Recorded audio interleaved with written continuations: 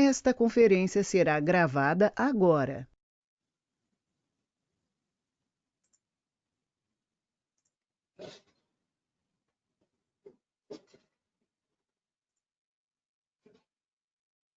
Bom, então, bom dia, Gabriel, Marques, Lara, João, Dona Carmen, Willianes, Rebeca Alcântara, Beatriz Torres, Diácono Luiz Henrique, sua esposa Márcia, nosso irmão Caio.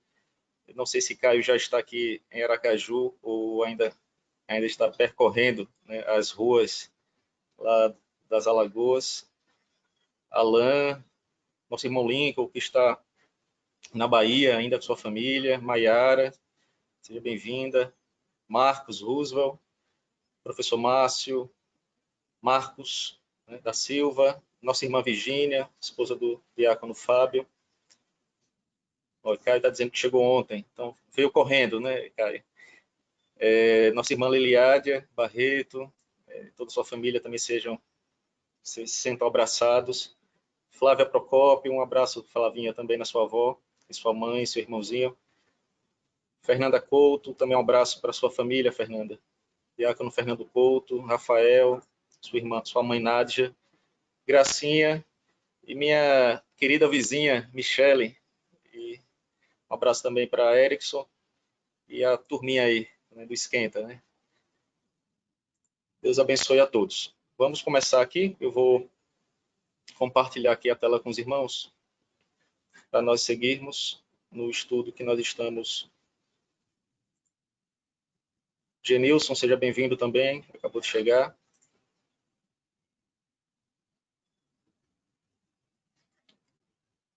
Bom, hoje nós vamos dar início à lição de número 13. É uma lição curta, mas bastante importante acerca de um tema, como diz o próprio autor, né, ele passa despercebido, como outros que nós já estudamos, mas cada vez que a gente vai estudando, o que a gente percebe, né, eu pelo menos tenho percebido isso, o nosso coração sendo escancarado, né, diante de nós mesmos, coisas que por vezes nós não tomávamos como certo, ou que jamais poderíamos agir de tal forma. Eu não sou assim, enfim. E por vezes, nós, de fato, somos enganados, né, pelo nosso coração, que a própria Bíblia vai dizer, né? Enganoso é o nosso coração. Então, o assunto de hoje, ele vai ser abordado de uma forma bem objetiva, assim como os outros, espero não me delongar muito.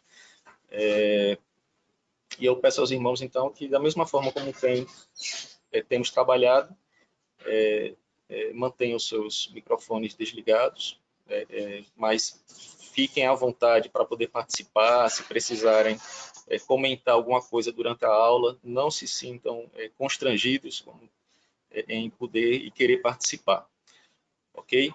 Antes vamos fazer uma oração e assim em seguida nós iremos então estudar e tratar desse assunto, que tem sempre um link com o anterior e com o anterior e com o anterior, e com os próximos que virão.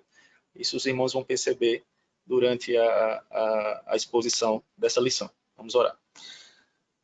Soberano Pai, te louvamos, ó Senhor, e te agradecemos, ó Senhor, pelo privilégio, ó Deus, que temos de estudar a tua palavra. Assim como o Senhor nos alimentou, Senhor, na devocional desta manhã, com ricas, ó Senhor, palavras, com a promessa, ó Deus, cumprida, Senhor, em Cristo, e aquelas ainda que, Senhor, veremos, pois o Senhor é fiel, ó Deus, e justo. O Senhor prometeu e há de cumprir, pois o Senhor não é homem, o Senhor para que minta.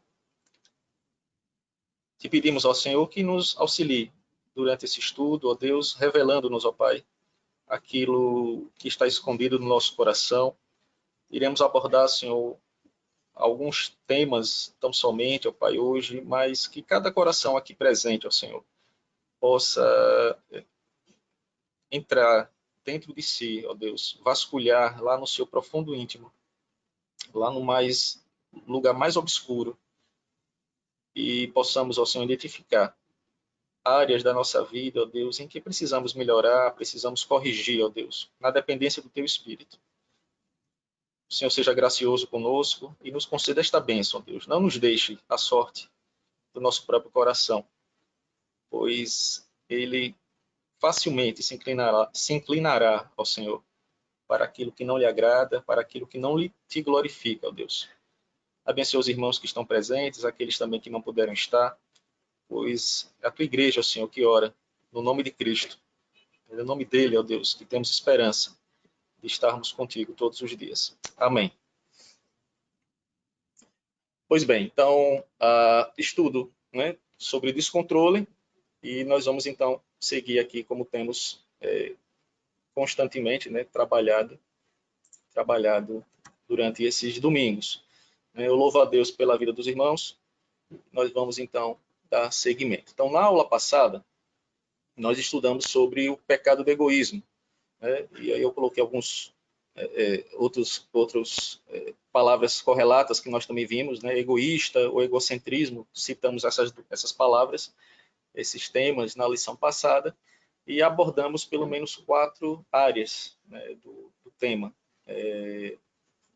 da lição passada, que foi o egoísmo com relação ao interesse, né, aos interesses, e vimos então que esse tipo de egoísmo ele revela que nós nos preocupamos somente conosco.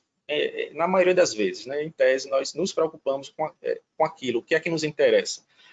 Aquilo que vai me trazer algum benefício, seja intelectual, seja financeiro, sejam coisas simples do dia a dia, isso que nós tentamos abordar e estamos sempre tentando abordar durante essas exposições, sair um pouco da esfera muito ampla, né, e descermos um pouco para a nossa casa, o nosso habitat, o nosso dia a dia.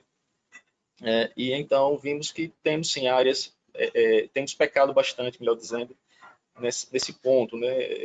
Temos agido conforme os nossos interesses, que nem sempre são bons, né? Isso há de se colocar.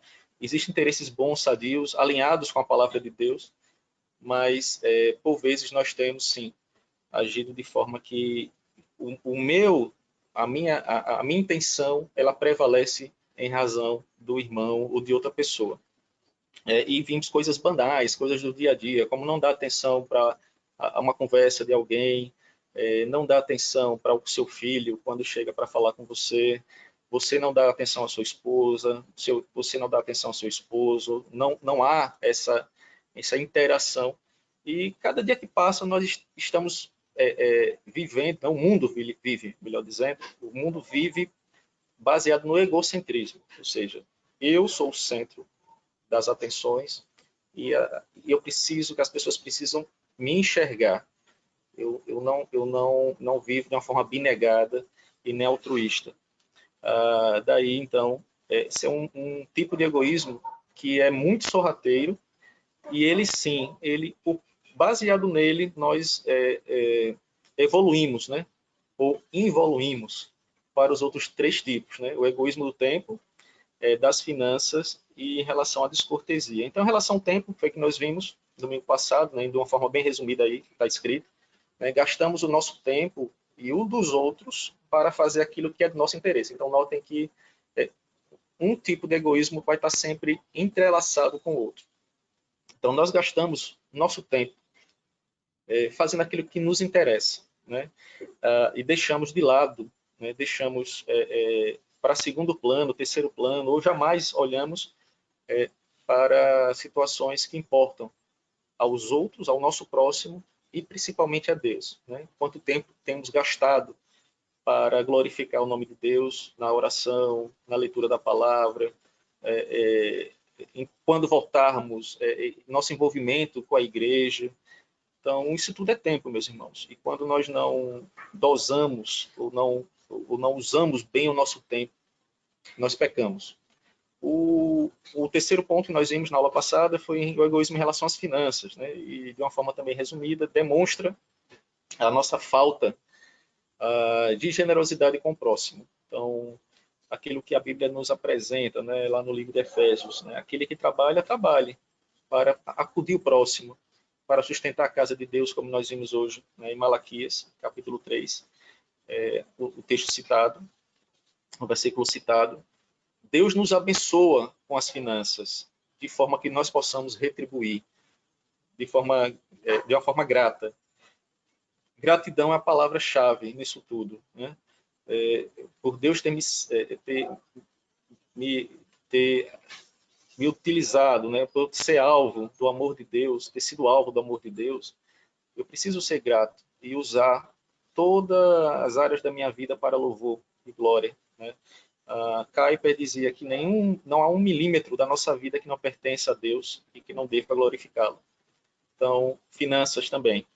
E, por fim, nós vimos na aula passada a respeito da descortesia, né? Quando não levamos em conta o que nossas atitudes, por vezes grosseiras, antipáticas, egoístas, nós não levamos em conta que essas atitudes podem causar aos outros, né? Seja uma palavra rude, seja um comportamento inadequado, né, com as pessoas que às vezes nem conhecemos e somos grosseiros e rudes com tais pessoas, demonstrando que ele tem que me atender. Eu dei até o exemplo no domingo passado, né? Você em uma mesa de restaurante, uma mesa de uma lanchonete, e por vezes você acaba sendo você é cristão e acaba sendo descortês com um garçom, por exemplo. Isso tudo demonstra que o nosso coração é muito corrupto. E se não estivermos utilizando, se nós não estivermos debaixo da graça de Deus, olhando e pedindo a Deus que nos livre de tais e tais pecados que nós temos estudado aqui, estaremos fadados à inclinação, ao que é errado, o que nos afasta de Deus. Então, o que nós temos estudado constantemente aqui, por vezes, são pecados que estão distantes, né, dos holofotes, como já citei aqui em outras oportunidades, né, adultério, furto, roubo, enfim, idolatria, né, são pecados que os crentes abominam e também dizem que não cometem de forma alguma.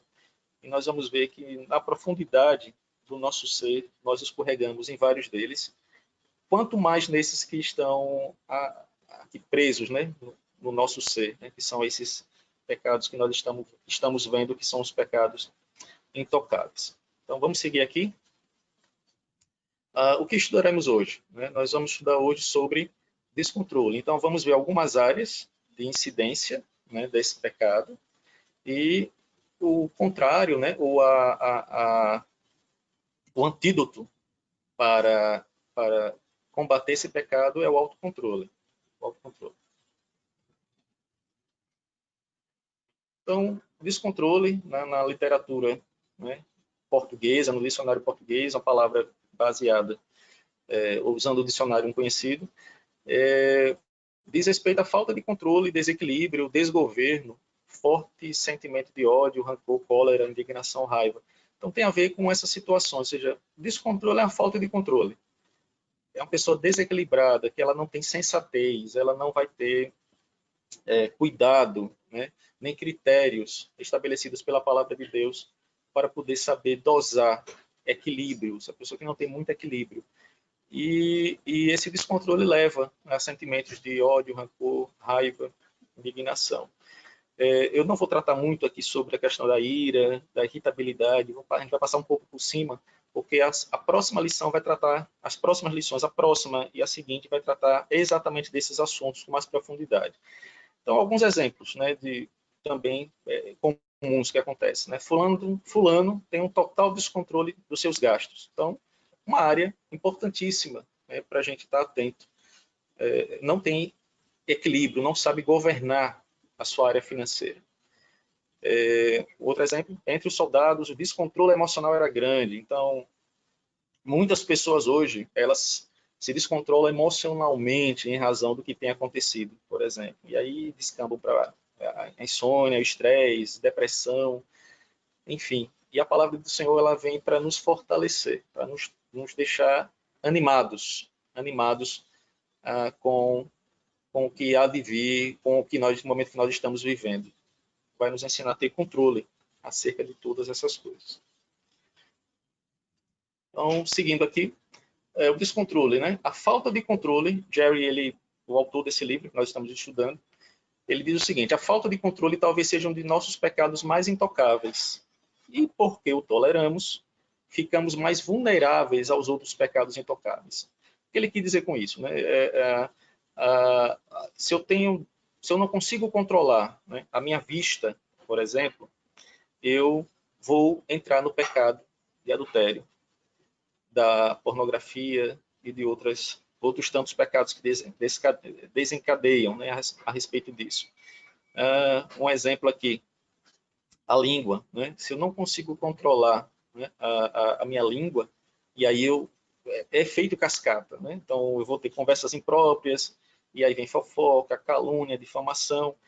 Nós não vamos tratar exatamente sobre esse pecado hoje, né? Ou seja, essa área do descontrole, porque também vamos ter um assunto específico sobre o pecado da língua. Mas só para os irmãos terem uma ideia, quando a gente olha assim, mas eu estou descontrolado em quê? Né? Onde é que eu vejo que há descontrole na minha vida? Notem que a gente vai perceber, e eu peço aos irmãos que façam essa análise interior e vejam que várias áreas do nosso dia a dia, do nosso interior, são afetados. E aí existe verdade nessa frase de Jerry. A falta de controle talvez seja um dos nossos pecados mais imperceptíveis, né? Mais internos, mais sutis. E por não termos controle sobre isso, desencadeamos outros pecados. E o que a Bíblia tem a dizer a respeito, né? Introdutoriamente, acerca desse assunto? Né? A Bíblia vai falar um pouco, ou bastante, né, a respeito desse assunto. Eu vou trazer para os irmãos aqui alguns versículos, mas a Bíblia vai apresentar de forma direta ou contextualizada que o descontrole ou que o autocontrole é necessário. Né? E aí nós vamos ver aqui alguns versículos a princípio. Né? Então, Provérbios 25, 28. Como cidade derrubada, que não tem muralhas, assim é aquele que não tem domínio próprio. Já notem aí, então, um termo conhecido dos irmãos, domínio próprio. Opa, então, o que é que combate, né? O descontrole, eu ter domínio. A Bíblia está nos apresentando isso.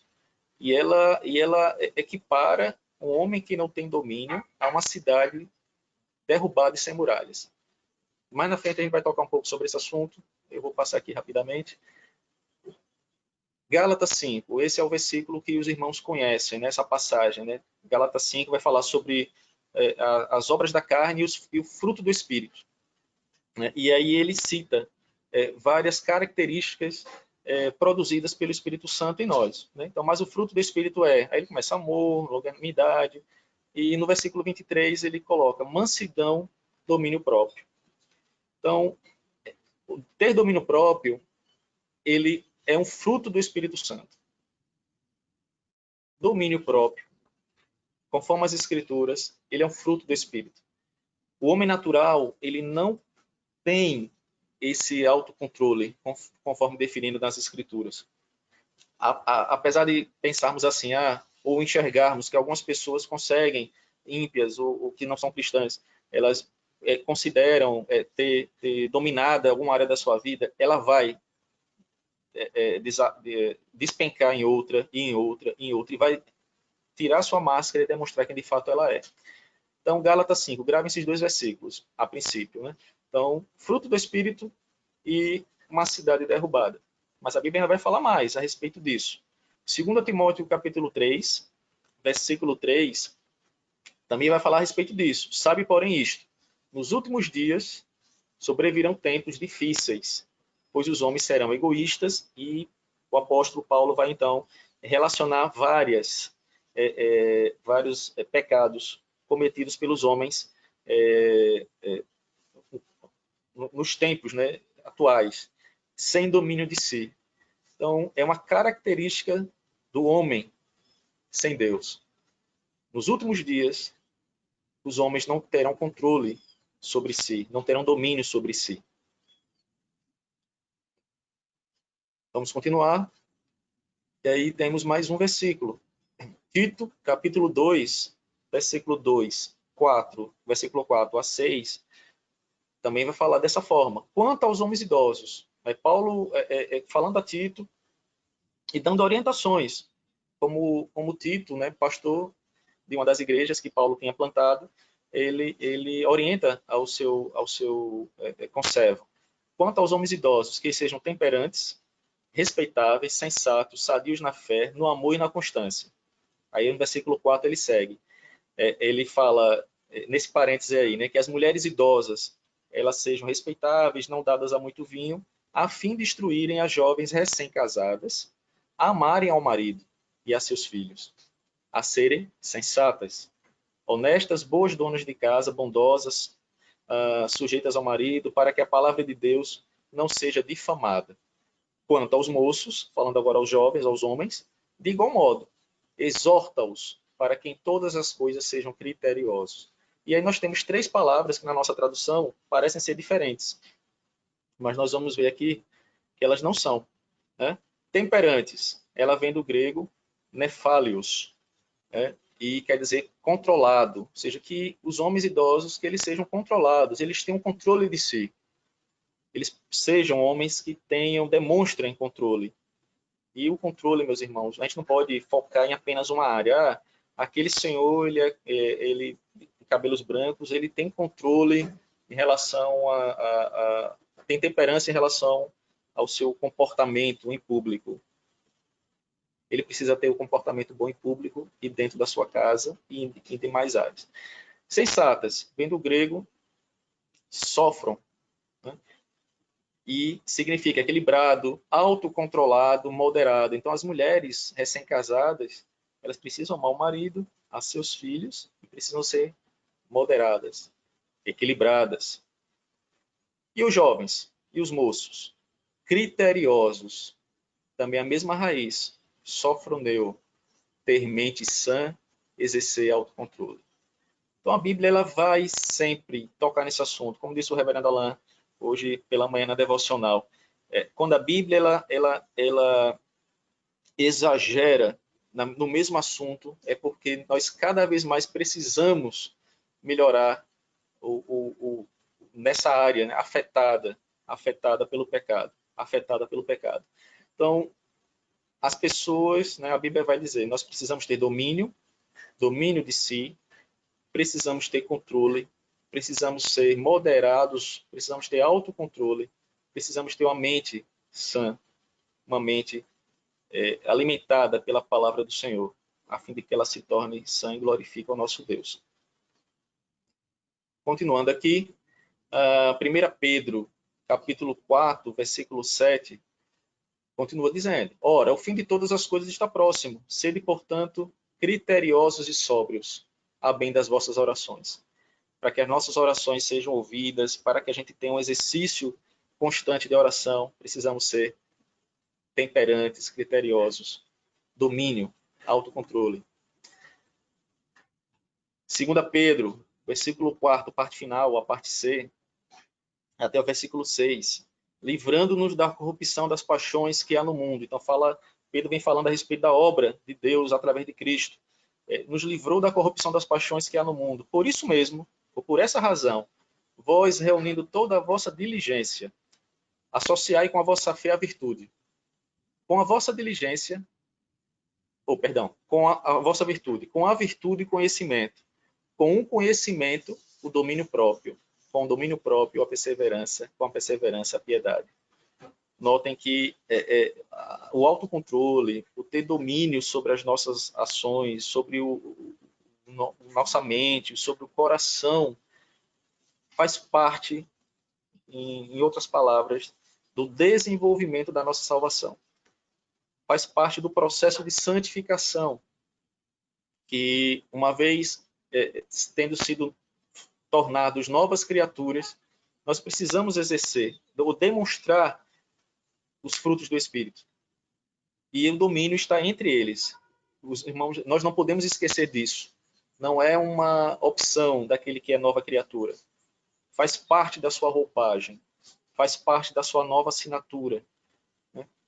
Fé, virtudes, conhecimento, domínio, perseverança e uma vida piedosa, que nós já estudamos aqui.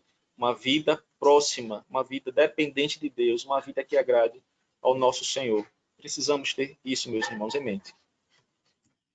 E aí, então, a Bíblia ilustra uma pessoa descontrolada, como eu falei, né, no Provérbios 25, 28, a uma cidade destruída sem os seus muros. E aí nós temos aí duas imagens. Uma imagem de uma cidade como era antigamente, né, a alegoria, a figura de uma cidade que tinha em seus muros toda a sua proteção. As cidades antigamente elas eram rodeadas por grandes e enormes muros, as pessoas moravam dentro delas e as cidades eram fortalecidas e se gabavam de terem muros impenetráveis. Assim foi com a cidade de Jericó. E aí ao lado, uma figura que apresenta a atual situação, né, das ruínas lá de Jericó. Como Deus, ele milagrosamente, né, ele salvou o seu povo no processo de conquista da terra prometida. Deus entregou a cidade de Jericó para os israelitas, né? Ficando somente sendo salvo a família, né? A vida de Raabe. E aí então demonstra que a nossa fortaleza, quando se baseia, né, na nossa força, no nosso falso controle, quando nós não temos em Cristo esse controle que vem do Espírito, que é fruto do Espírito, nossos muros caem.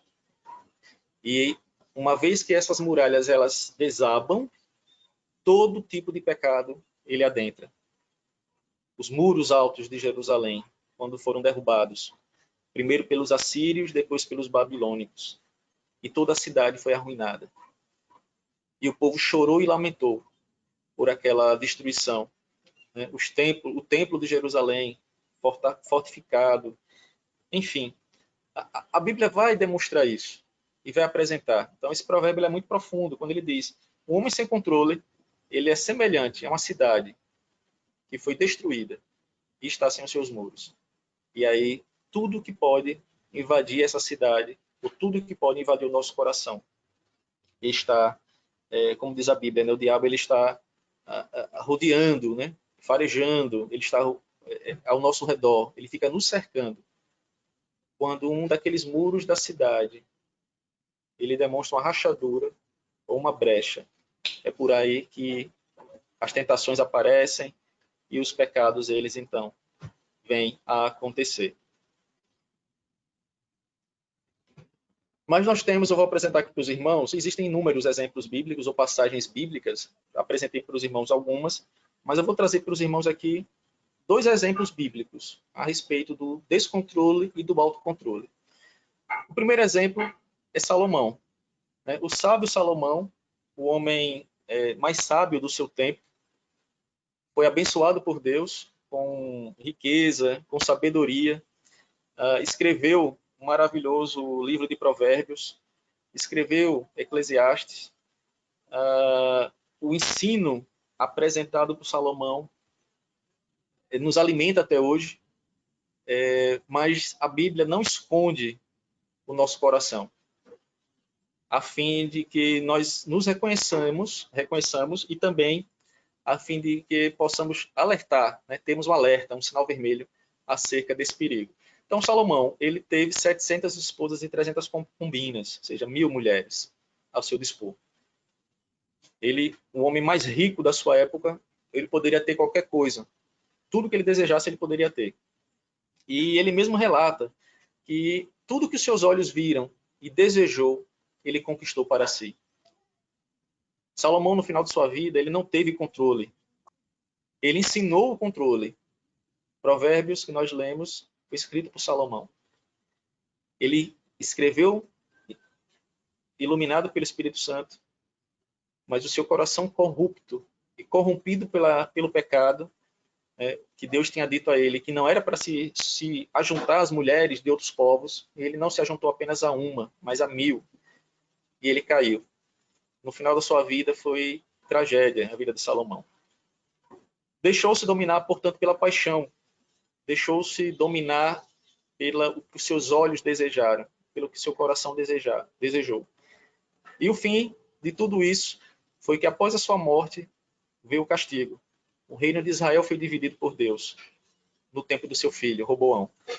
Então, uma vida que seguia com Deus e tropeçou no descontrole do seu coração. E o fim foi trágico, não somente para ele, mas para toda a geração de Israel. O pecado de Salomão fez com que todo Israel fosse dividido. E o outro lado, quando a gente tem um exemplo de autocontrole, né? Nós temos a vida de José, né? José, como alguns gostam de chamar, José do Egito. Ao contrário de Salomão, ele fugiu da presença da esposa de Potifar. Ele se controlou diante da tentação, da provação, diante de um possível desejo, né? Por ser homem, diante de uma mulher que estava à disposição, mas ele fugiu da presença, fugiu desse mal. Não resolveu então no seu coração não pecar contra Deus. Essa foi a atitude de José. E o que aconteceu no final do livro de Gênesis? Deus reuniu, né? Ele reuniu seu pai, Jacó, e seus irmãos com a bênção de Deus. Então, a vida de José, que era uma vida que ele poderia aproveitar, com esse exemplo de Potifar, por exemplo, da esposa de Potifar, poderia aproveitar diante de todos os males que ele vinha sofrendo, mas ele resolveu não pecar contra Deus. E, portanto, Deus o abençoou, diferentemente do que aconteceu com Salomão. Então, a Bíblia ela nos apresenta, meus irmãos, então, tem vários, a gente não tem tempo de entrar aqui em todos os aspectos e nem de todos os exemplos. Mas notem, uma vida, Salomão, descontrolada, José, uma vida controlada. Então, José foi um exemplo de autocontrole. Né? E o que é que vem a ser autocontrole? Alguém poderia sugerir uma definição para autocontrole? Se não tiver interesse em falar, pode digitar aí no chat.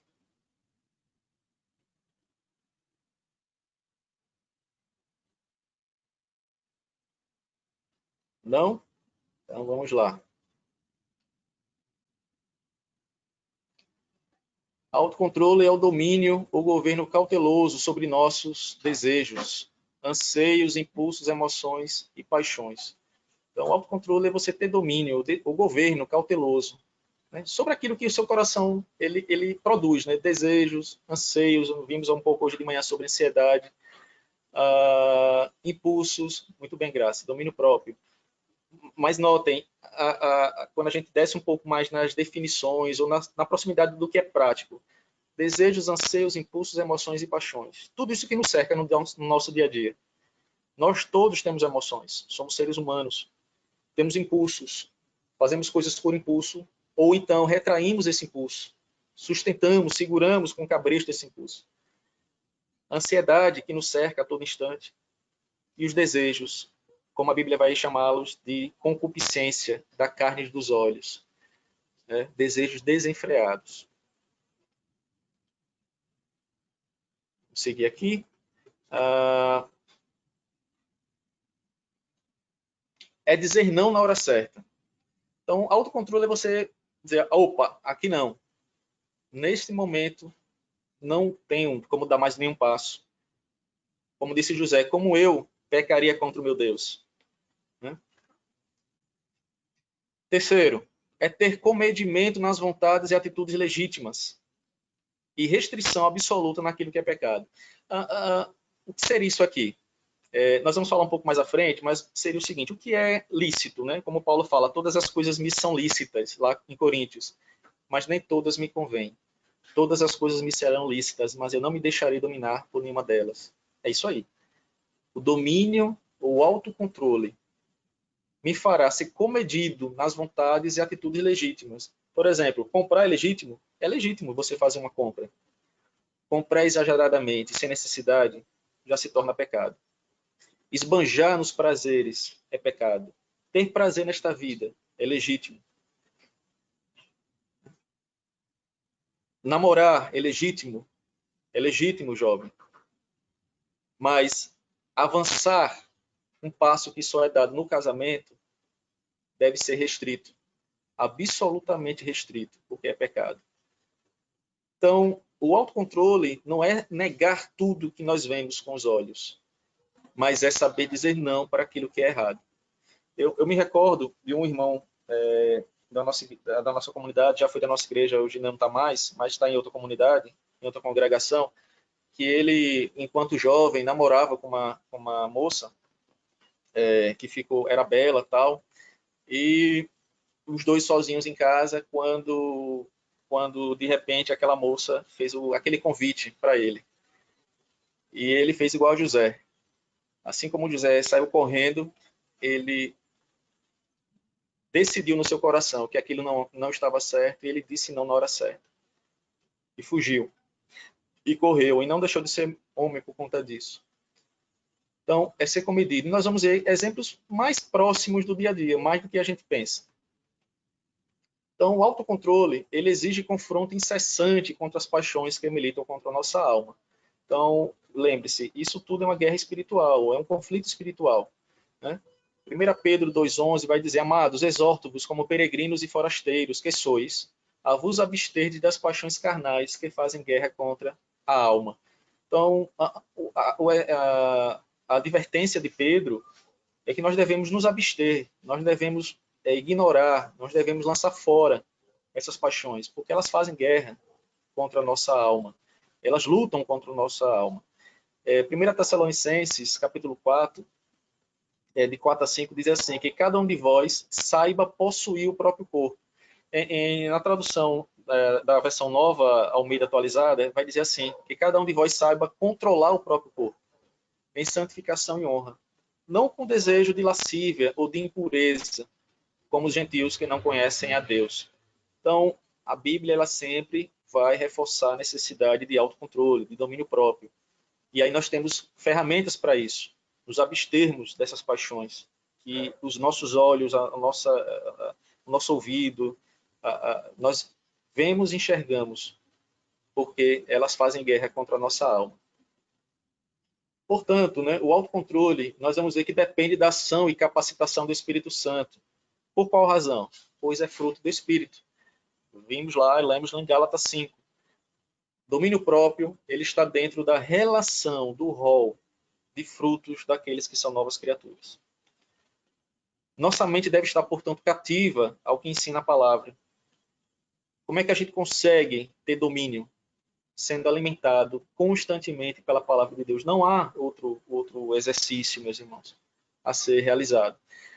Devemos orar sem cessar para que Deus nos conceda vontade e poder para exercitá-lo. Existem na literatura, né, que nós vemos nas bancas, na internet e tudo mais, vários autores com livros de autoajuda para que você tenha controle também, controle na área financeira, enfim, existem vários autores mostrando que você pode, que você vence, que você consegue se você tiver determinação. A Bíblia vai apresentar a seguinte verdade: você consegue se você estiver sob a dependência do Espírito.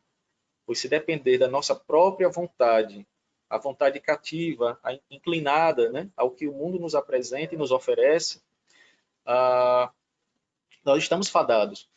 Eu estava lendo uma citação, dessas citações que tem, né, com efeito mais cômico do que sério na internet, que diz assim, o nosso autocontrole ele se encerra à medida que, no primeiro momento que nós vemos uma liquidação na internet. Então, eu estou aqui, eu estou me segurando, minha televisão ela já não é dessa última geração, mas eu estou assistindo aqui, né, as minhas devocionais da nossa igreja, filmes, etc. Aí de repente aparece na propaganda, promoção, em tempo de Covid, compra sua televisão por R$1.000. Você nem precisa, mas você vai lá e usa o seu cartão, né? Usa a sua reserva nesse tempo de pandemia para satisfazer o desejo do seu coração.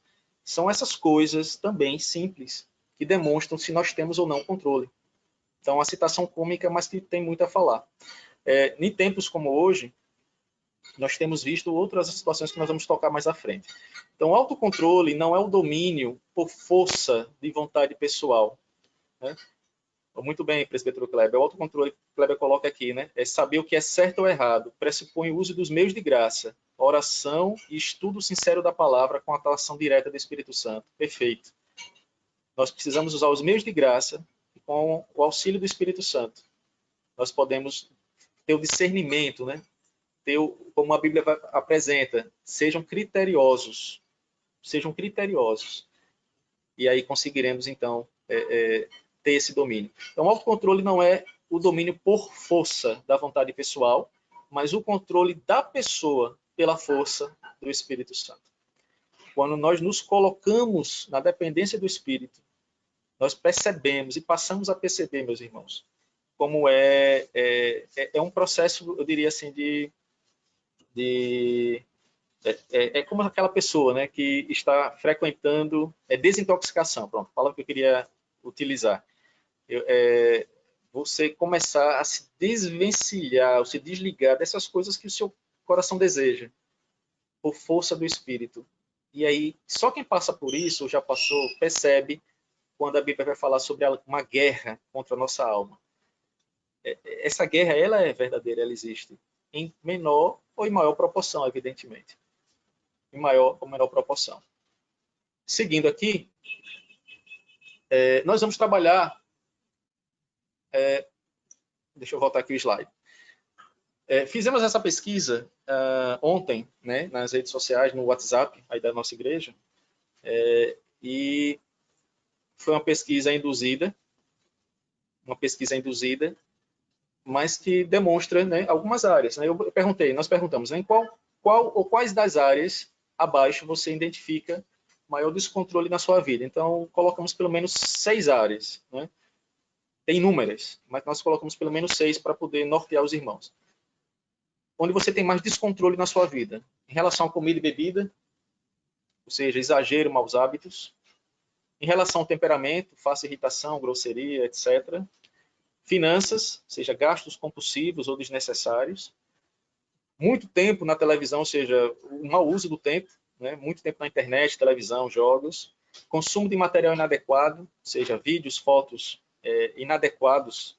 Eu quis botar uma palavra muito mais leve, né? Consumo de material inadequado. E, por fim, não controla a língua, ou seja, fala demais, em ocasiões inoportunas. Nós vamos tratar aqui pelo menos 3. Comida, temperamento e finanças. E aí, notem, né? 40% daqueles que responderam informaram que tem descontrole nessa área da sua vida. Ou seja, se irritam facilmente, né? São pessoas que, por vezes, têm a grosseria na sua assinatura, né? Como característica. 14%, 16% não controla a língua. E Tiago fala um pouco a respeito disso, no apóstolo Tiago. Fala demais em ocasiões oportunas. 14% comida e bebida, ou seja, tem ponto fraco, né? Exagero ou maus hábitos nesse ponto. 23%, muito tempo, né, no uso do lazer, das diversões na internet e televisão. Eu esqueci aqui, mas poderia acrescentar muito tempo no trabalho. Né? 5% colocou que tem problemas com gastos, ou seja, faz gastos compulsivos ou desnecessários. E 2% faz uso e consome material inadequado. Por que nós não vamos tratar a respeito do mau uso do tempo aqui, nem consumo de material inadequado, nem a língua? Porque nós vamos tratar em lições específicas, mais à frente. Então, nós vamos nos ater hoje, né, a 3 pontos aqui, que o autor também nos apresenta, que vai ser a área da comida e bebida, temperamento e finanças. Tá? Então, essas 3 áreas nós vamos aqui tratar, e os irmãos podem se identificar ou não, e podem também contribuir. Então, comida e bebida. Né? E aí vamos às charges. Né? Ou você é crente, ou você come pouco. Os dois ao mesmo tempo não dá. Já viram isso? Ou já ouviram isso de alguém? a conotação, ou essa verdade, né, apresentada, né, ou falsa verdade, enfim, ou como o mundo nos enxerga, ou como nós mesmos nos enxergamos. Né? Ou você é crente, ou você come pouco. Os dois ao mesmo tempo não dá. Ou seja, a ideia de que crente come demais. O outro diz aqui, nós é crente, beber nós não bebe, mas se deixar, nós comemos até os rebocos da parede. São coisas assim que a gente poderia pensar, isso é tão simples, eu nem percebi isso, isso aí eu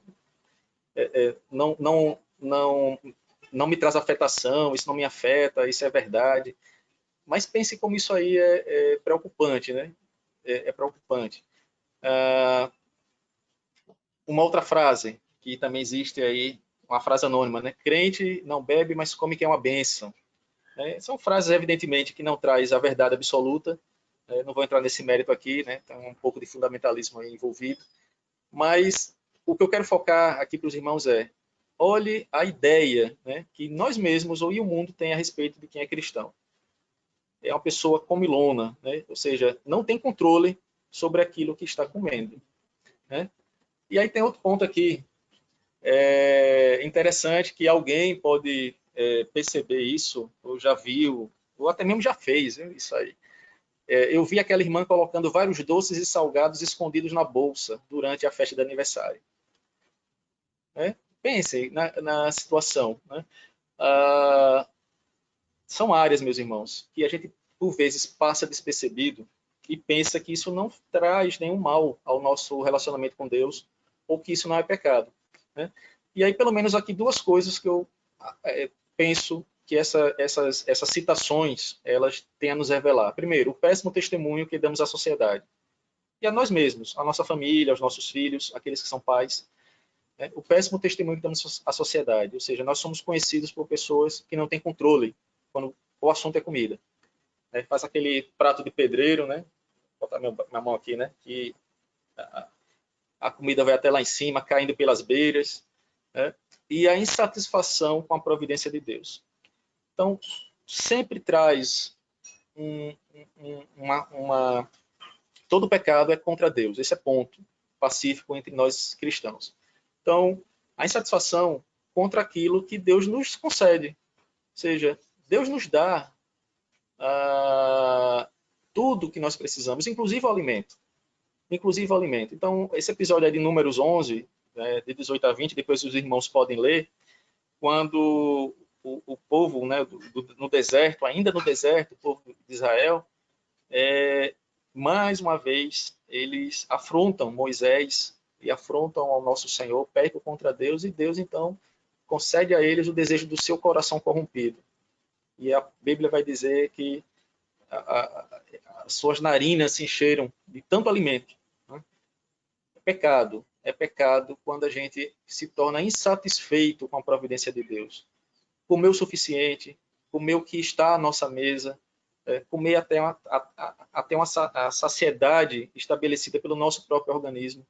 Mas, por vezes, o que nós vemos, eu vou falar dentro da nossa comunidade, não quero falar nem de fora.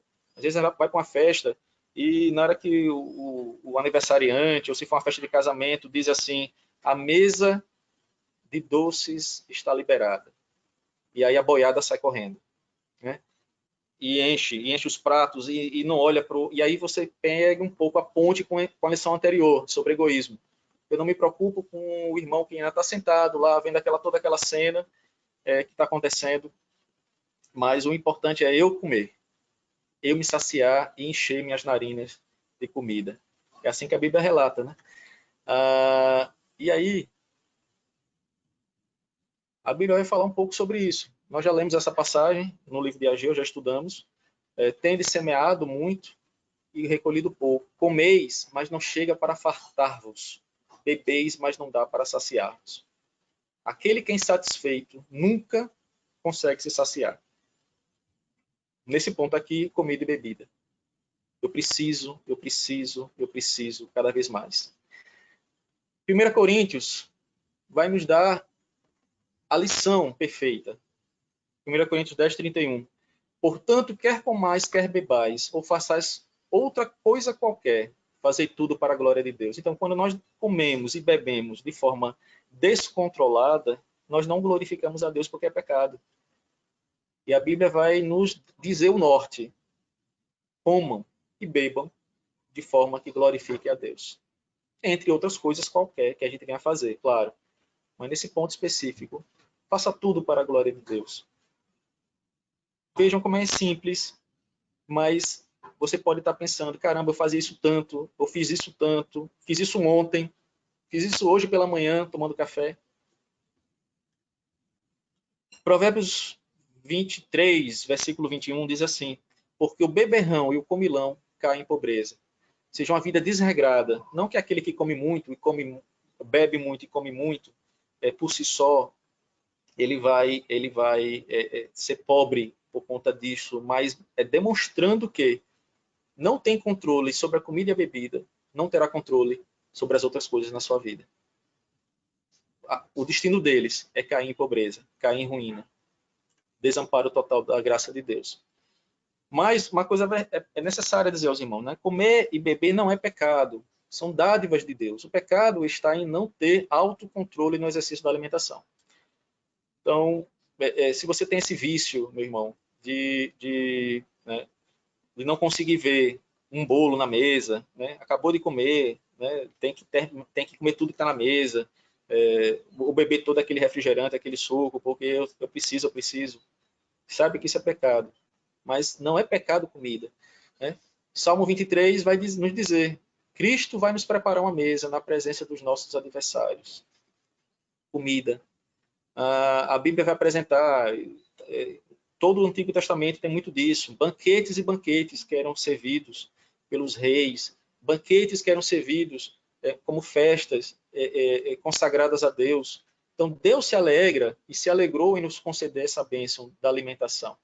Né? Em Apocalipse vai dizer: bem-aventurados aqueles que são chamados à ceia das bodas do Cordeiro, ou seja, o Senhor Jesus Cristo vai nos preparar uma ceia no grande momento, no grande dia.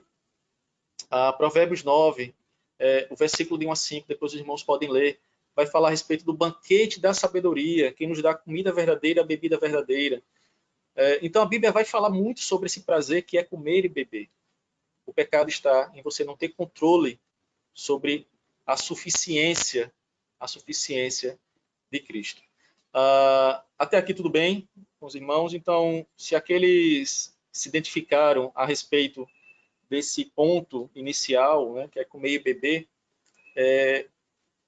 revisem, né, o seu procedimento, principalmente em relação a saber que estamos pecando contra Deus quando fazemos isso. E, de certa forma, estamos sendo ingratos, né, ou descontentes com aquilo que Deus nos coloca à mesa, ou nos propicia. E, por vezes, esquecemos até aquele do próximo, do irmão que está precisando também de um alimento. O segundo ponto aqui, do descontrole, vai ser o temperamento. Esse ponto também é muito interessante. Tem um link com a lição passada que nós vimos, acerca do egoísmo, né, da descortesia. Mas uma verdade também dita, né? Alguns de nós somos conhecidos por sermos explosivos ou pavio curto, e vivemos como se isso fosse uma qualidade, né? Vivemos como se isso fosse uma qualidade, ou seja, eu tenho um orgulho de ser uma pessoa que tem posição, né? Tem uma mente firme, tem uma palavra forte, uma voz grossa e, enfim, intimido quem quer que seja, porque quando eu digo a verdade, é verdade, doa quem doer. Isso nós vimos na aula passada. Uma pessoa que é extremamente descortês, não tem preocupação com o que o outro está passando ou o que o outro vai sofrer diante das suas palavras duras. E vivemos, portanto, como se isso fosse uma qualidade. É aquela pessoa que vive chutando o pau da barraca, né? Ou seja, eu já estou aqui mesmo, então vou dar um chute aqui, seja o que acontecer. Ou seja, meu temperamento faz com que eu aja dessa forma. É aquela pessoa que tem um estouro ligeiro, intenso de ira, né? Seja por uma situação que não soube controlar, não soube ter controle sobre as suas emoções, ela se ira facilmente. E aí em um lampejo, né, de fantasioso ou né, teatral, acaba agindo de forma destemperada. É uma pessoa que fica zangada, né, ou irritada com facilidade. Ira e irritação são assuntos que nós vamos tratar na aula seguinte. Então, eu não vou tocar muito aqui para não fazer um spoiler da próxima aula. Mas percebam, né, uma pessoa que é descontrolada, ela normalmente, a sua ação é contra alguém que a desagradou. Né? Então, eu tenho um destempero quando alguém falou alguma coisa contra mim, ou então falou algo que eu não quis ouvir, e aí então eu quero colocar logo a minha posição, e eu acho, a gente vê isso muito, falando um pouco de fora, naquelas reuniões do Congresso Nacional, né? Quando alguém diz Vossa Excelência e desce o sarrafo na Vossa Excelência, e até em algumas situações partem para a briga, saindo de lá do Congresso e voltando para nossa casa, né? Não seja assim, meu irmão. Né? Não seja assim. E aí nós temos alguns exemplos tristes do cotidiano, coisa simples. Simples até demais. Ofensas dirigidas a algum motorista que nos cortou na via pública, na rua, na avenida, etc. Quantos aqui não já fizeram isso? Estouraram, verbalizaram a sua irritação porque foram cortados. Eu já fiz, infelizmente. É uma dificuldade, mas precisa ser vencida. Quando você está dirigindo na nossa Aracaju e de repente vem aquele senhorzinho sem dar sinal, corta, ainda vai lento na sua frente. Como aquilo irrita. E você precisa, então, controlar o seu temperamento. Estudos vão mostrar e demonstrar, notícias no jornal, quantas pessoas já morreram por conta de brigas, né, no trânsito, por exemplo, por conta da falta de controle no temperamento. Críticas enérgicas contra um irmãozinho que estava apitando futebol no acampamento. Isso não tem nada a ver comigo não, tá? Quando eu apitei aquele futebol feminino lá e a pancadaria rolou solta. Mas críticas enérgicas contra o irmãozinho, ou seja, isso já aconteceu muito nas nossas peladas de futebol, né? Você era até feio, orava-se antes de começar a pelada, durante o jogo, cadê a oração? Foi-se embora. E os irmãos brigavam e reclamavam e sobrava para o juiz e um insultava o outro. Isso é falta de controle. Notem que isso está muito mais perto da gente do que a gente imagina. Palavras destruidoras proferidas contra o nosso cônjuge, pais, irmãos, amigos, autoridades, chefes, enfim. A Bíblia vai dizer, vai chamar isso de palavras torpes, né? O apóstolo vai falar, né? Não sai de vossa boca nenhuma palavra torpe, não sai de vossa boca nenhuma palavra destruidora, ou seja, que cause mal a alguém, que cause tristeza, que destrua o coração de alguém, que acabe com as amizades. Isso tudo que eu trouxe aqui, pelo menos esses três, são três eu acho, são coisas do nosso cotidiano. Vão pensando aí no exercício que é necessário que a gente faça na nossa cabeça. Outras situações do nosso cotidiano que vocês podem depois aí contribuir no chat, se quiserem.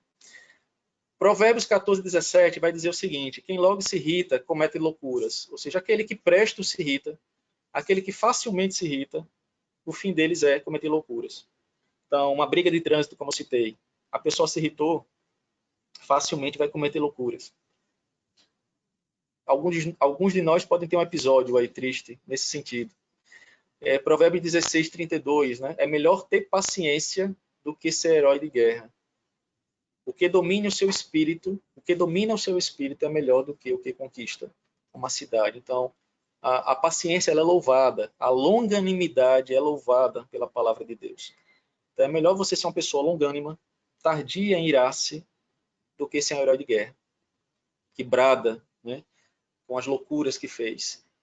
E aquele que domina o seu espírito é melhor do que aquele que conquistou uma cidade. Então a Bíblia demonstra que a mansidão ela é louvada e é necessária, né, na palavra de Deus. Tiago 1,19, nós já estudamos sobre isso lá na igreja. Sabeis estas coisas, meus amados irmãos, todo homem, pois, seja pronto para ouvir. Controle. Tardio para falar. Controle. Tardio para se irar. Todo homem, portanto, tenha controle do seu temperamento. E seja, portanto, praticante do autocontrole em relação ao seu temperamento. 1 Pedro, capítulo 3, versículo 4, diz: seja, porém, o homem interior do coração, unido ao incorruptível, trajo de um espírito manso e tranquilo, que é de grande valor diante de Deus. Então, o homem que tem temperança, o homem que tem cuidado com irritações desnecessárias, ele tem grande valor diante de Deus. É um homem que, como Davi, né, que teve a oportunidade de matar Saul, por exemplo, quando foi perseguido por Saul e seu exército, e Davi, ele demonstrou, né, longanimidade, demonstrou compaixão também por Saul e obediência à palavra de Deus.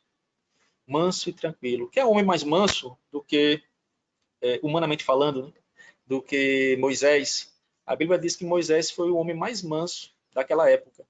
Aquele povo perturbava, inquietava Moisés. E Moisés se mantinha manso. Se mantinha manso. Quando Moisés se irritou, o que aconteceu com Moisés? Hein? Quem chuta aí? Quando Moisés se irritou, pecou contra Deus e o seu fim foi ver a terra prometida de longe, mas não entrou na terra prometida. Então, até o homem mais manso da sua época, ele não escapou, né, da culpa e foi então penalizado por Deus. Mas aquele que tem um espírito manso e tranquilo, ele é de grande valor. Não seja iracundo, meu irmão. Vamos tratar isso mais na próxima lição, mas já vamos pensando nisso, a respeito desse terrível mal, né, que é você não ter controle sobre o seu temperamento. Isso a gente falou um pouco na aula passada, né? Eu sou assim mesmo, eu falo o que eu quero, doa quem doer. Não, cristão não pode pensar dessa forma. O cristão tem que pensar muito, mas muito, mas muito antes de falar. Tiago é específico nesse ponto. 1 Timóteo 3,2, é necessário, portanto, que o bispo seja irrepreensível, né, falando sobre as qualidades ou características daquele que almeja, né, ao presbiterato. Esposo de uma só mulher, temperante, sóbrio, modesto, hospitaleiro, apto para ensinar. Então, o homem precisa ser temperante. Ele não pode ser pavio curto, ele não pode se vangloriar de ser pavio curto, ele não precisa e nem necessário fazer essa propaganda de que ele é pavio curto. Ah, eu sou pavio curto, eu não consigo me controlar. Clame a Deus para que lhe ajude nesse ponto. Então, sobre temperança, nós vamos tratar, como eu falei para os irmãos, são 2 assuntos específicos depois dessa aula, que vão tratar especificamente sobre esse assunto de uma forma mais profunda. Mas o ponto aqui chave é acerca do controle. A gente precisa praticar esse controle nessa área também. Então, os irmãos viram que é uma área que atinge, né, a parte que participou da enquete, mas é uma parte significativa, né, que não tem controle sobre se irrita facilmente. 40%, salvo engano, se irrita facilmente. É um número considerável. Então, a Bíblia nos adverte a respeito disso, nos orienta a respeito disso, nos apresenta exemplos positivos e negativos a respeito disso. Então, não é por acaso que está na palavra de Deus esse tema, a temperança. Né? Então, somos exortados a viver com controle, com domínio nessa área também do nosso coração. Né? Sermos temperantes. O que nós temos visto aí, né, no mundo aí fora, os homens ímpios, cada discurso é um discurso provocativo, um discurso intimidador, é um discurso odioso ao próximo. O cristão não pode entrar nessa mesma jogada, nem pode andar nessa mesma linha. Ah, mas eu sou humano. Você foi restaurado pelo sangue de Cristo. Você Deus fez nova criatura pelo sangue de Cristo. E devemos andar como Cristo nos ensinou que nós devemos andar.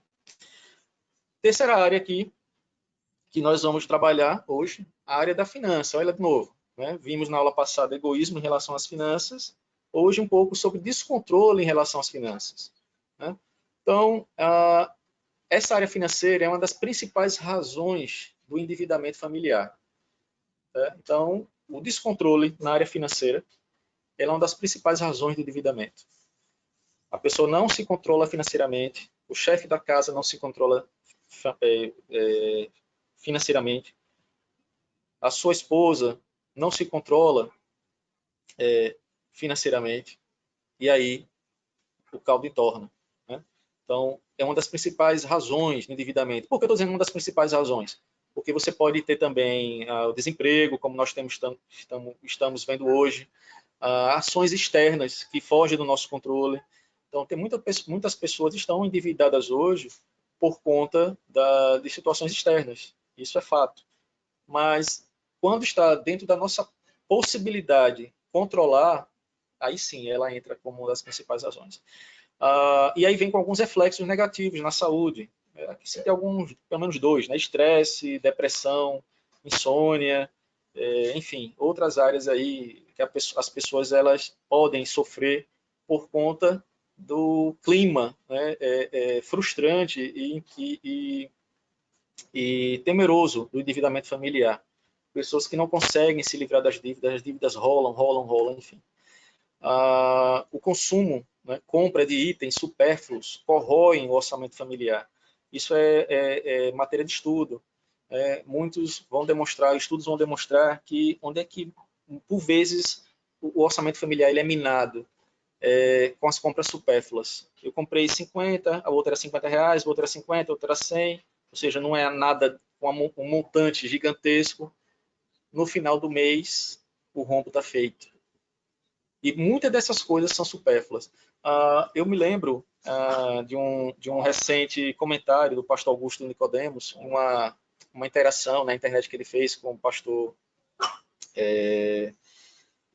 esqueci agora o nome, pastor Hernandes, e uma das coisas que o pastor Augusto Nicodemos falou foi que ele está aprendendo, nesse momento de pandemia, quantas coisas desnecessárias comprávamos e estamos sobrevivendo sem elas. Ou comprar questões materiais, mas também lazer, viagens, enfim, coisas que conseguimos e podemos viver sem elas. E aí os irmãos também contribuíram um pouco, né, a respeito disso, ou seja, tem algum descambeio aí sobre a questão de itens supérfluos que correm o orçamento. Ainda, né, descontrole na área de finanças é um motivo de crise nos relacionamentos entre cônjuge, entre amigos, entre familiares. E aí, por conta disso, está entre os principais motivos do divórcio no Brasil, por exemplo, falando do nosso país. Está entre os 10, a depender do estudo, está entre os 5, entre os 10 maiores motivos de divórcio no Brasil, entre outras áreas aí, enfim, que não é motivo da nossa explanação de hoje.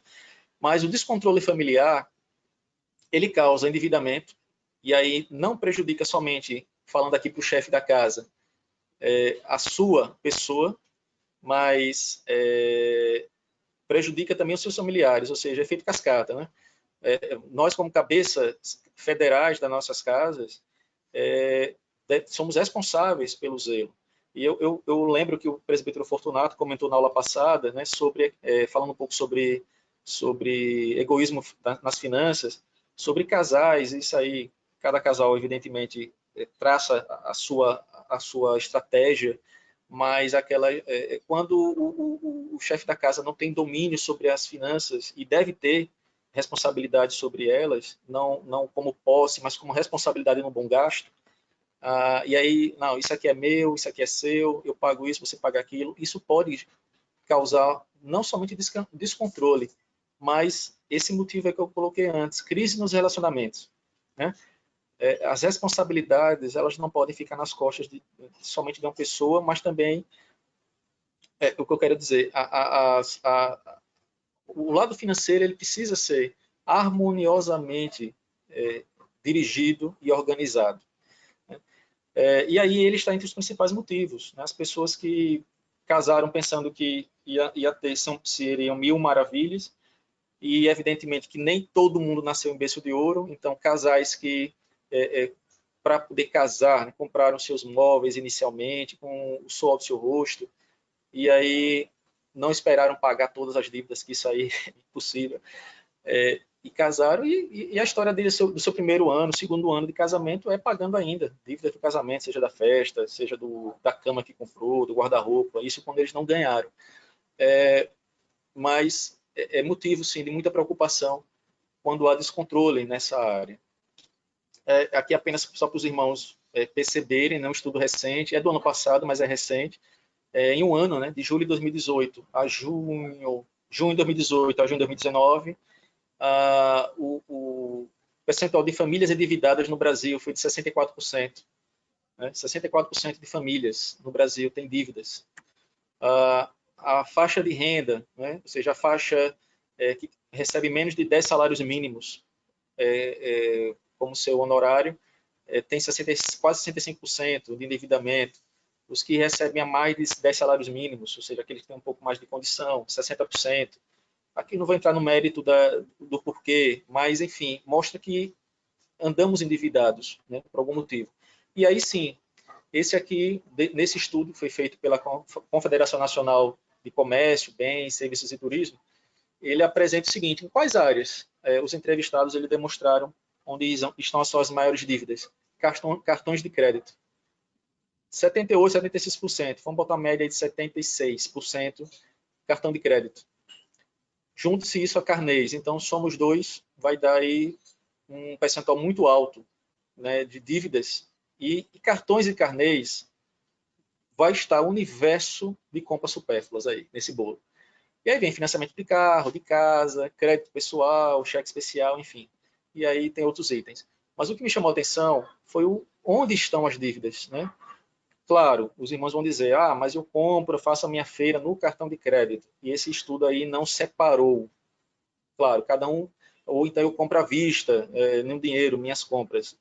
Não está aqui, não estou sendo criterioso nesse ponto. Mas o que se demonstra na prática é que com o cartão em mãos, nós temos a facilidade de comprar coisas supérfluas. E a internet está aí para nos facilitar a fazer isso. Então, o Eclesiastes, ou seja, Salomão, na sua sabedoria, quando eu falei lá sobre Salomão, que ele não se negou a nada, ele escreveu sobre isso. Não me neguei nada que os meus olhos desejaram. Então a Bíblia vai apresentar onde está o nosso problema, né? Concupiscência dos olhos, o que os meus olhos desejaram, de Salomão, eu não me neguei. Ele consumiu tudo, ele comprou tudo, ele teve tudo, aquilo que seu coração desejou, sendo representado aqui pelos seus olhos. É assim, por vezes, somos nós. Às vezes estamos aqui, né, cadê ele aqui? Estamos aqui com o celular em mãos, e aí ficamos aqui, opa, aperta um botão, comprou, já foi, no final do mês a conta chega. Lucas 12, versículo 15, tem uma advertência de Cristo. Diz assim: tende cuidado e guardai-vos de toda e qualquer avareza, porque a vida de um homem não consiste na abundância dos bens que ele possui. Então, Cristo vai advertir, até o reverendo Alain ele falou um pouco sobre isso hoje de manhã, né? Usou como uma ilustração, sobre um homem que depois ele vai apresentar, dizendo a sua alma, né? Farei isto, destruirei os meus celeiros, reconstruí-los-ei maiores, e aí recolherei todo o meu produto e todos os meus bens. Então direi à minha alma: tens em depósito muitos bens para muitos anos, descansa, come, bebe e regala-te.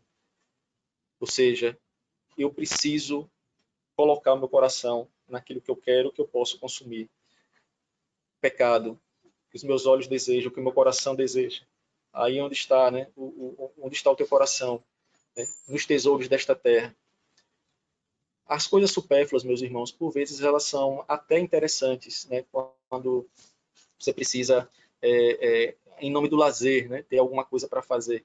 Mas aquele que é comedido, ele vai saber exatamente o momento correto de fazer uma determinada compra, determinada aquisição, se pode, se não pode, joelho no chão em oração para saber se dá aquele passo. Enfim, o controle é necessário, né? Então, e para isso, tem um ponto que é crucial, né, para os estudiosos, né, palestrantes, enfim, agora são os coaches, né, que estão fazendo isso aí, mas é interessante, né? Fazer o planejamento financeiro já é um bom começo.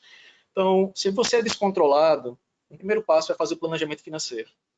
Então, construa uma planilha, né? Tem muitos irmãos na igreja que podem ajudar a fazer isso. Eu me recordo que, enquanto eu fazia parte da junta diaconal, um dos trabalhos que fazíamos com bastante esmero era orientar os irmãos a terem controle sobre as suas finanças, porque muito do que se apresentava do estado financeiro do irmão era por conta de uma vida sem controle, né?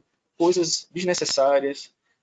O irmão está sem comida e água em casa, mas tem uma TV por assinatura, por exemplo, em casa. Então são coisas desse tipo. E você diz, não, eu não vou me desligar da minha TV por assinatura porque é o único lazer que eu tenho. E você deixa de botar comida em casa por conta disso. Aí demonstra um pouco do egoísmo, né? E o pecado onde você está colocando o seu coração. Viver contente, esse é o ponto que eu queria chamar também a atenção aos irmãos. Viver contente com o que recebemos da providência de Deus é essencial. Então, fazer o planejamento é um bom começo. Viver contente com o que recebemos da mão de Deus, da providência de Deus, é essencial. Então, a pessoa que tem contentamento, né, naquilo que possui, ela não tende a não ser descontrolada. Então, Hebreus 13, versículo 5, vai dizer, seja a vossa vida sem avareza, ou seja, sem ter o desejo desenfreado por ter coisas. Contentai-vos com as coisas que tendes. O ensino bíblico é claro. Seja contente.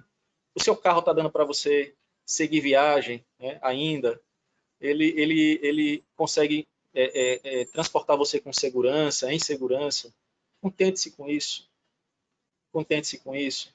O alimento que você compra em casa é o suficiente, ou você precisa esbanjar e comprar as melhores coisas mais caras para dizer que tem na sua casa. Filipenses 4, versículo 11 e 12, o apóstolo fala assim, digo isto não por causa da pobreza, porque aprendi a viver contente em toda e qualquer situação. Tanto estar humilhado, como também ser honrado. De tudo e em todas as circunstâncias já tenho experiência, tanto de fartura como de fome, assim de abundância como de escassez. O apóstolo Paulo, então, nos dando a lição, né? A Bíblia nos dando a lição, melhor dizendo, através da vida do apóstolo Paulo. Aprendamos a viver contentes em toda e qualquer situação. Então, a pessoa que não tem controle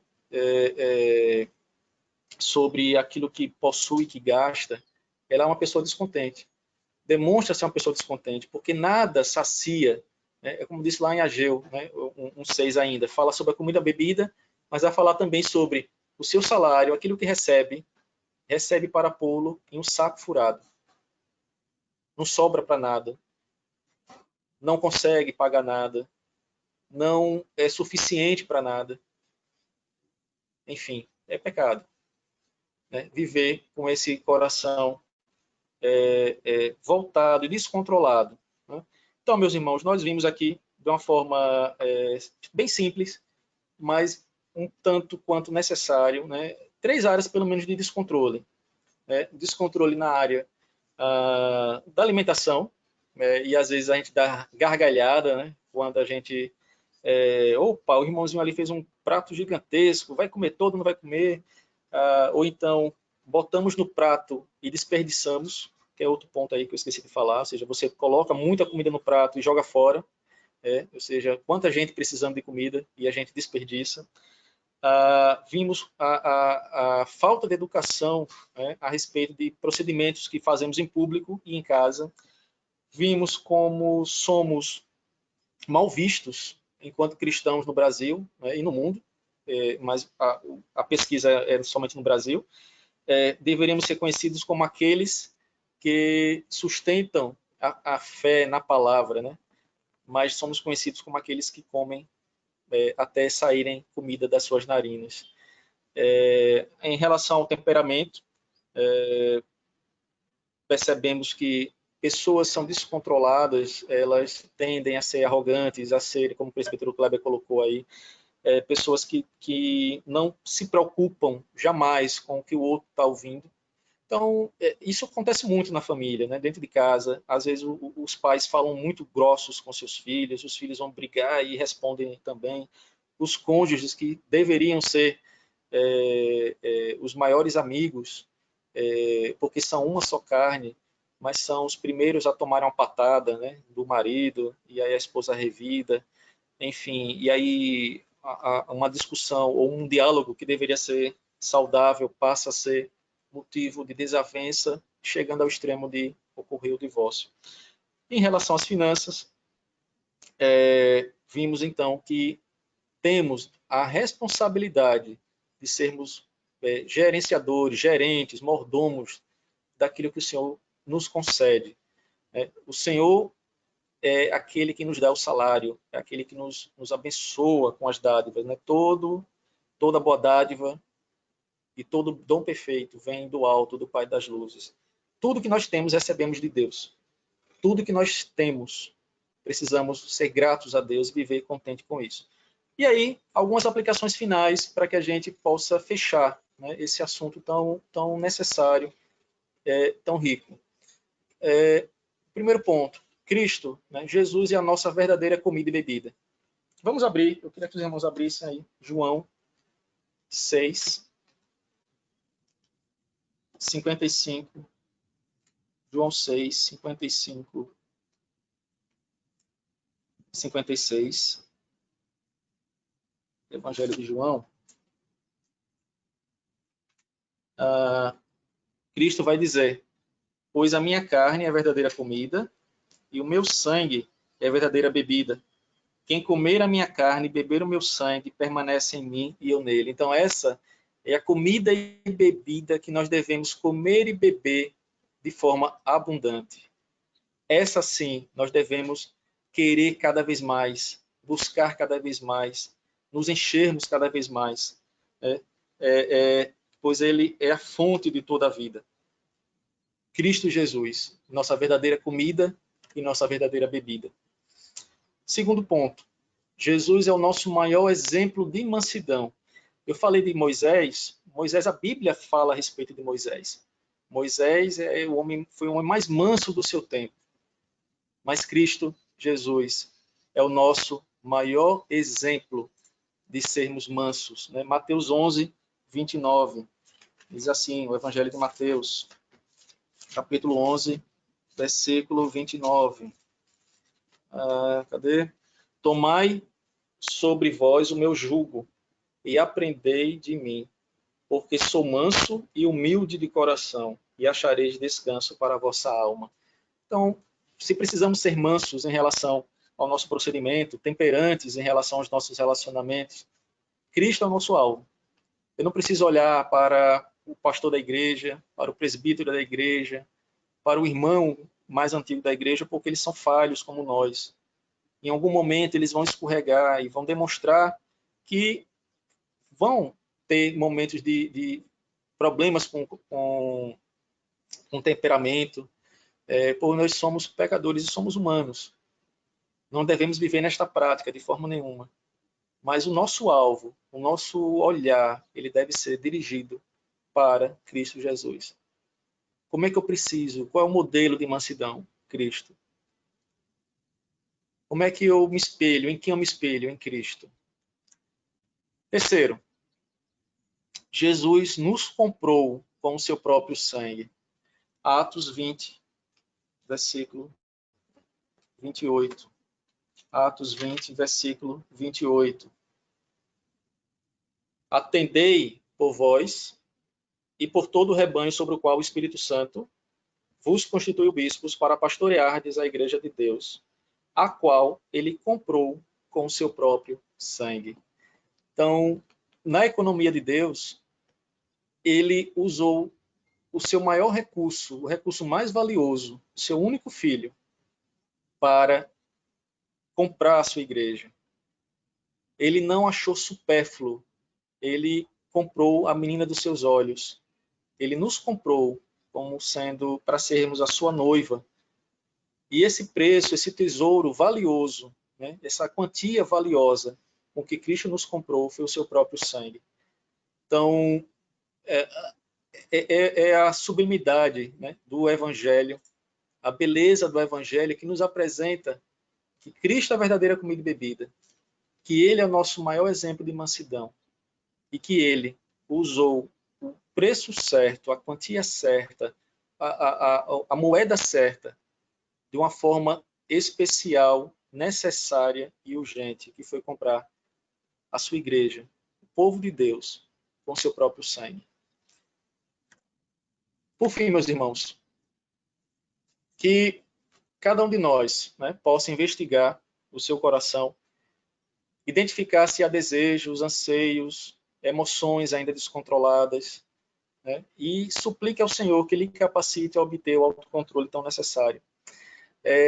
Tem N áreas, né? Você tem a área de lazer, a área da... eu sou uma pessoa que sou comedida, eu sei me controlar nessa área, mas eu sou péssima nessa. Diante do que nós vimos aqui, ainda que de forma simples e objetiva, o autocontrole, o domínio próprio, ele não provém de nós mesmos. Não é por força da nossa vontade, mas é pela vontade e força do Espírito Santo. Então, investigue. Use esse tempo de isolamento para poder entender e verificar, né, dentro do seu viver, né, como está a sua vida, Lembre-se que o domínio próprio é um dos frutos do Espírito Santo. E se de fato ele nós habita, devemos viver sob sua influência e dependência. Então, é o que nós devemos fazer, né, para toda e qualquer área que eu precise me controlar, precise ter domínio, né? E eu preciso identificar essas áreas e passar a agir. É ruim quando a gente só olha para o próximo, só olha para o irmão. Aquele irmão, ele não tem controle no seu modo de vida, ele fala demais, né? Ele gasta demais, ele recebe um bom salário, mas ele gasta tudo com isto ou com aquilo, ou então ele não recebe salário nenhum, e o que ele tem, ele joga no lixo. Mas eu não quero que a gente olhe, nós não devemos ficar olhando para a vida do próximo. Olhe para si mesmo, né? E perceba se o que nós estamos fazendo dia a dia, das coisas mais simples, como comer e beber, se nós estamos tendo controle. Até as coisas mais avançadas, né? Para um homem ou uma mulher, que é receber o seu salário e fazer bom uso dele, né? Então, jovens que não trabalham ainda, não passam por essa experiência, mas é um bom exercício que os pais concedam algumas mesadas para os seus filhos, para que eles comecem a administrar, né? Ainda que seja uma quantia pouca, administrar aquilo que eles estão recebendo. Bom, com isso, eu concluo aqui a exposição de hoje, a qual nós nos propusemos, e eu coloco a palavra, concedo a palavra para os irmãos, aqueles que quiserem se manifestar, a hora é esta, e eu ficaria muito grato se pudéssemos receber o feedback, né, daqueles que estão participando aqui conosco. Presbítero Fortunato, que está aí, hoje está com um boné, é o boné da IPA? Esse mesmo, muito bem. Eu gostaria, sim, de falar. Gostaria, sim. Eu fiz algumas anotações aqui, e não vou ser longo, não é fazer outra aula, não. É o seguinte,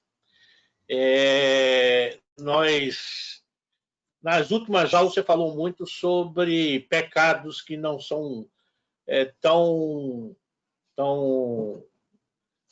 notórios, né? São pecados intocáveis, pecados que são subliminares, a gente não percebe ele com clareza. E a razão do descontrole é um pecado subliminar, né? Não é tão evidente. Os efeitos dele você só percebe no futuro. O descontrole, ele não dá alguns descontroles, vamos dizer assim, eles não se mostram, não se mostra pernicioso para a vida do crente piedoso de imediato, ao longo do tempo. Você, quando envelhece, você vê o fruto do seu descontrole na vida, ao longo do tempo. No comer, você perde a saúde. No beber, você perde a saúde se for descontrolada e não tiver controle disso. Nas finanças, você não tem recursos para se sustentar na sua aposentadoria, na sua velhice. Em todas as áreas, o descontrole ele vai trazer os efeitos ao longo do tempo. Paralelamente a isso aí, a última palavra que eu queria dizer é sobre a idolatria. Idolatria. Todo controle, descontrole é motivado por uma idolatria. Você deixa de fazer o que é certo para fazer aquilo que lhe agrada. E isso leva você a ser idólatra. E você, o consumismo, que você frisou bastante aí, ele é fruto, já estudamos isso, eu, o presbítero Kleber e a classe de casais lá na igreja, há uns anos atrás, e o consumismo é idolatria pura. Idolatria pura. É quando você, ao invés de buscar a sua paz e a sua felicidade em Deus, você busca alguma coisa. O consumismo ele tem um efeito terapêutico instantâneo, ele traz alegria, ele traz satisfação, ele traz conforto, e você, para obter essa anestesia para seus fardos, suas tristezas, suas angústias, o consumismo é um escape, é uma válvula de escape. E aí leva o descontrole financeiro. E aí você leva tudo para fazer para se sentir bem. Eu diria aos jovens o que minha mãe me disse quando eu era jovem. Eu acho que eu ainda sou jovem, né? Eu vi uma história agora dizendo que quem tem 65 é jovem. E já dividir a classe de idosos entre 66 e 70 e 80 e os mais de 80. Então eu sou jovem. Segundo minha esposa, eu sou jovem. A briga aqui em casa esse dia de quarentena é por conta disso. E ela é jovem e eu não sou jovem. Um jovem Mas senhor. vamos lá. Mas o fato é que me perdi. É o descontrole financeiro, né? O descontrole, a idolatria. Então você precisa, jovem, fazer o que minha mãe disse. Obrigado. Me lembrei agora, minha mente aqui. O Espírito me trouxe a memória agora. Minha mãe dizia assim: você pega o seu rendimento e divida por 3. 3. Deixa eu ver aqui se a câmera pega. 3. Faça o seu orçamento para usar 1/3 dos seus ganhos. 1/3 você poupe. E outro terço você ajude os outros. Entendeu? Eu digo isso aos meus filhos há muito tempo. Divida por 3. Não é ter o exagero de uma idolatria que chama-se de minimalista. Você querer viver feito de forma zen, ou sem nada. Não é isso também. Mas também não é ter o supérfluo. É a minha vida toda, em termos de consumismo, eu fui obrigado a não ter nada. Que história é essa? Eu fui transferido demais. A gente não podia estar aí viajando com um balaio de gato assim. Toda a mudança que a gente fazia de uma cidade para outra, levar 2, 3 caminhões de mudança. Então, minha casa não tem praticamente nada. É só cama, mesa, essas coisas. Então, a gente pode viver com menos. A Bíblia diz que a gente precisa ter o que comer e o que vestir. As Escrituras dizem que o nosso Senhor, e exemplo de consumista, de consumo santo, não tinha onde repousar a cabeça. Então, é só essa palavra que eu queria dizer. A idolatria é uma razão para a gente não ser controlado. Aí cito Gênesis 4, 7, que é o versículo ideal para isso. É a primeira vez que as Escrituras falam sobre descontrole. Quando Deus fala para Caim que ele precisava ter domínio próprio. Era só isso aí. Obrigado e se faz. Falei demais. O senhor não falou demais, o senhor falou o necessário, o essencial, e foi perfeita a sua colocação, presbítero. Isso que é importante, cada um contribuindo com a sua experiência ou com coisas que são impossíveis de tratar, né, em pouco mais de 40, 50 minutos, eu já me perdi aqui no tempo, mas tudo parte, presbítero, como o senhor falou, da idolatria, porque a gente tem, como cristão, a falsa impressão que idolatria, eu sempre coloco isso aqui em casa, a idolatria é só você ter imagem de escultura, de forma nenhuma. Né? E tudo que você coloca no lugar do Senhor é idolatria, tudo. Né? Já falamos diversas vezes, o pai que ama mais, a Bíblia fala a respeito disso, aquele que ama mais ao pai, à mãe, à mulher, os filhos do que a mim, não é digno. Isso é idolatria, ou seja, aquilo que... Então, quando a gente parte, coloca o nosso coração nessas coisas triviais do nosso cotidiano e não obedece à palavra de Deus, não olha para o Senhor, é idolatria. E o fruto disso, né, vão ser todos esses... É uma sopa, né? Aquela sopa que a gente tinha, aquela sopa de letrinhas, né? Na minha infância, a gente tomava muito. Aquela sopa que tinha os macarrões com alfabeto. Não sei se ainda tem hoje. A vida de uma pessoa idólatra, ela vai descambar para uma série de pecados. Aqueles que são do grotescos e aqueles que não são tão aparentes, porque nós gostamos, né, que eles vivam ao nosso lado. Mais alguém quer colocar fazer alguma contribuição? Fiquem à vontade, não fiquem com vergonha. Né? Esse é o momento da gente poder também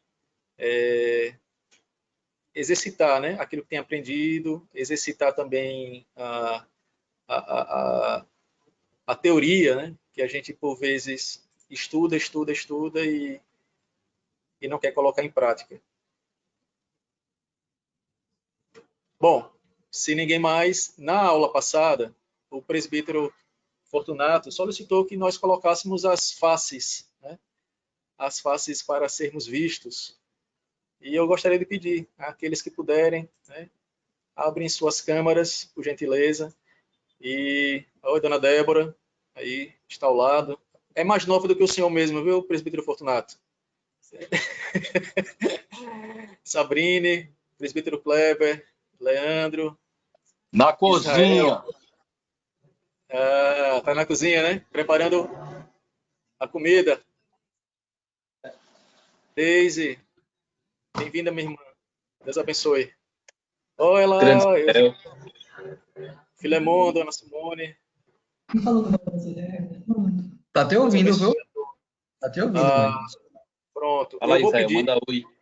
O Márcio ali tá com o Davizinho. Júnior. Oi, pode falar. Júnior, essa aula era só... Essa aula era só para os jovens, mas assim, a igreja está sendo muito edificada com esses estudos, viu? Porque esse livro é muito bom porque trata da realidade, né? Do nosso dia a dia, né? Esses pecados insondáveis que a gente tanto comete e que o Senhor tem que a gente tem que buscar o Senhor para que a gente consiga não cair, né, em pecado. Mas, assim, uma coisa também que eu estava lendo ontem é que é a luta, sabe? A luta, né, da carne contra o espírito, né? Que a gente tem que é o que confronta, né, esse nosso dia a dia. Mas como é que viver em espírito, né? Eu estava lendo também que a gente tem que buscar, né, ler a palavra, viver uma vida de oração, porque, meu irmão, é difícil, né? Em pequeno momento, assim, você pode cair, né, no pecado de intolerância, né? De não ser tolerante, de revidar logo, né? O irmão, um cônjuge, um filho mesmo fala alguma coisa, você se ira, e de repente, se você não tiver em espírito, não tiver com a vida de oração mesmo ali, você revida, né? Então, assim, que o Senhor nos abençoe e que vocês sejam um instrumento na mão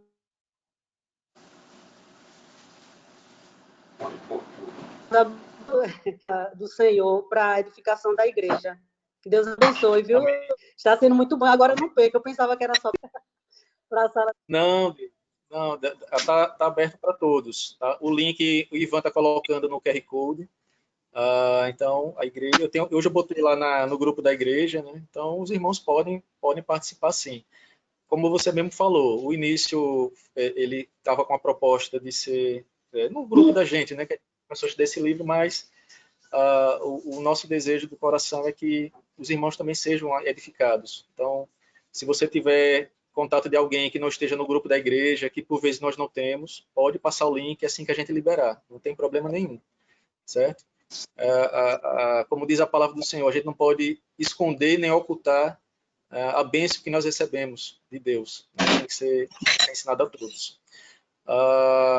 Então, um abraço em Gelson, Luana, Flavinha e Raul, o nosso futebolista. Obrigada. Obrigada. Dona Soninha também, estou vendo agora. Deus abençoe, Soninha. Um abraço lá em Rafa. Vi que Raquel está voltando, né? Vai voltar para o Recife, não é isso? Vamos orar por ela. Tá? Deus proteja e abençoe a nossa irmã. Caian e Anne também estão aí. Eu vou pedir para a gente encerrar esse momento de estudo. Eu vou pedir que o presbítero Fortunato faça uma oração, por gentileza. E depois, quem quiser permanecer na sala, podem ficar sem problema. Eu fico aqui uns 5 minutinhos. Tá bom? Fortunato, você pode, por gentileza? Sim. Para botar esse material. Só isso, né? Não é coisa mais rápida. Senhor Deus e Pai que estás nos céus, nós te agradecemos porque tu és o nosso Deus, o Deus que tem conduzido o seu povo, tem protegido o seu povo, tem abençoado, tem exortado, tem disciplinado. Nós sabemos que todos estes momentos que estamos vivendo é para que nós procuremos a nossa santificação, procuremos andar nos teus caminhos e dar testemunho, Senhor, das tuas verdades, da tua essência, do teu caráter, Senhor. Nós te agradecemos por esta oportunidade de estarmos aprendendo a viver como servos teus. Livro de regras e práticas tão objetivas, Senhor, que nos permite tomar decisões, expressar sentimentos, ter atitudes. E sempre buscando tudo isto para a tua glória e para a tua honra, Senhor. Abençoa todos aqueles que tiveram esta oportunidade de hoje, que eles possam aplicar em suas vidas. É em nome do teu Filho amado Jesus Cristo que oramos agradecidos. Amém. Amém. Que o Senhor nos abençoe, nos veja e nos guarde enquanto estivermos separados e distantes uns dos outros. E fizemos esse dia, né, o dia do Senhor, para mais tarde estarmos com o coração preparado, né, para ouvir mais uma vez a sua palavra. Bom? Fique conosco e é emocionante vê-los novamente, mais uma vez. Bom, Deus abençoe a todos. Leandro, você tirou a barba, Leandro.